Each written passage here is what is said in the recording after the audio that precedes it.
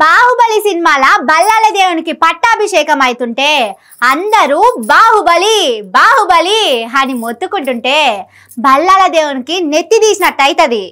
Same సర్కారు నడుపుతున్న ముఖ్యమంత్రిని కాకుండా ఆపదలున్న పబ్లిక్ అంతా కేటీఆర్ కేటీఆర్ అని అంటుండే వరకు సర్కారు నడుపుతున్నోళ్ళ కూడా బల్లాల దేవుని పరిస్థితే అవుతుందని అంటుర్రంతా. ఎవరి తానికి పోతే పని అవుతుంది, ఎవ్వరు మాటలు చెప్తారు, ఎవ్వరు చేతల్లో చూయిస్తారన్న సంగతి పబ్లిక్ బాగా తెలిసే. అందుకే అక్కరేదున్నా అధికార పార్టీ నాయకుల దగ్గర కంటే ప్రతిపక్ష నాయకుల తానికే వస్తుర్రు. వాళ్ళ నమ్మకాన్ని కూడా వమ్ము చేయకుండా వచ్చిన ప్రతి ఒక్కరి కన్నీళ్లు దూర్చే బాధ్యత తీసుకుంటున్నది ప్రతిపక్షం. ఆదిలాబాద్ జిల్లా కడెం మండలం లింగాపూర్, దస్తూరాబాద్ మండలం మూన్యాల్ కాడుండే 6 అల్యూమినియం ఫ్యాక్టరీల పనిచేస్తందుకు మలేషియాకు పోయిందట. అయితే అక్కడి చుట్టాలు తెలవక అక్రమ ఆయుధాలు దాచుకుంటుండ్రన్న దాని కింద జైలు పాలైనరు. దేశం గాని దేశంలో వాళ్ళని ఎట్లా ఈడ్పించుకు రావాలనో ఇంటోలకు తెలవక ఒల ఏడ్చిండ్రు. ఈ సంగతి అక్కడి బీఆర్ఎస్ లీడరు జాన్సన్ నాయక్ అన్నకు తెలిసింది. వాళ్ళ గోసేందో అరుసుకుండు.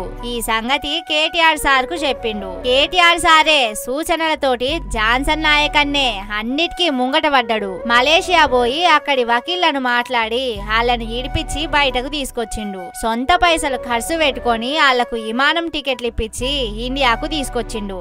అచ్చుడచ్చుడుతోటే నందినగర్ లో ఉన్న కేటీఆర్ శాతానికి పోయిండ్రు. ఇక ఆడ ఇంటోళ్ళను చూడంగానే బాధితులకు కన్నీళ్లు ఆగలేదు.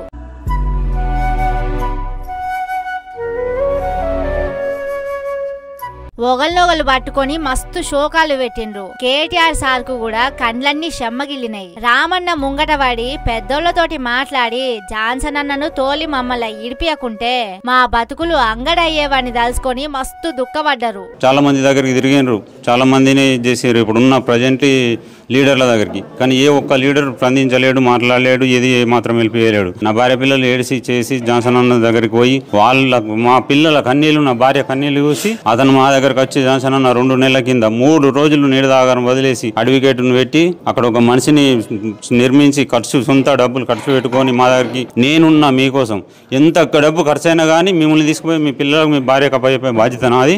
అతను సొంత డబ్బులు ఖర్చు పెట్టుకొని మళ్ళీ అడ్వకేట్తో మాట్లాడి మమ్మల్ని బయటకు తీసి నెల రోజులు కూర్చొని తినబెట్టి మమ్మల్ని అన్ని రకాల పేపర్లు తయారు చేసి ఎంఏసీ నుంచి పాస్పోర్ట్లు. వాళ్ళ ముచ్చట అట్లుందా? సౌదీలా టక్కరై కాళ్ళు ఇరిగిన మహేష్ అనేట ఆయనను ఆపతిలా ఆదుకొని ఇంటికి తీసుకొచ్చిండు కేటీఆర్ సారు. రాజన్న సిరిసిల్ల జిల్లా మండేపల్లి కాడుండే మంద మహేష్ అనేట ఆయనకు 15 వద్దుల కింద సౌదీలా టక్కరైంది. 8 మంది జీవిడిస్తే ఈయనొక్కడే బతికిండు.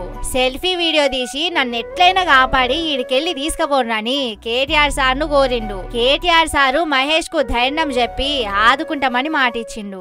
ఇంకో దిక్కు కేటీఆర్ సారు కిమ్స్ దవాఖానోళ్లకు ఈ సంగతి చెప్తే వాళ్ళు సౌదీలున్న దవాఖానకు లెటర్ రాసిండ్రు. ఆ పిల్లగాన్ని ఇండియాకు పంపితే మేం వైద్యం చేస్తామనే వరకు అక్కడి సర్కార్ కూడా మహేష్ ను పంపేతందుకు పర్మిషన్ ఇచ్చింది. అట్లా అన్ని అడ్డంకులు దాటుకొని పొద్దుగాల సౌదీకెళ్లి హైదరాబాద్ కు వచ్చిండు మహేష్. ఇట్లా సాయం చేసుట్లా కేటీఆర్ సారింటి తలుపులు ఎప్పుడు కుళ్ళనే ఉంటాయనే కావచ్చు. అధికార పార్టీల దానికంటే ఇక్కడికే చాలా మంది సాయం కోసం వస్తుంటారు.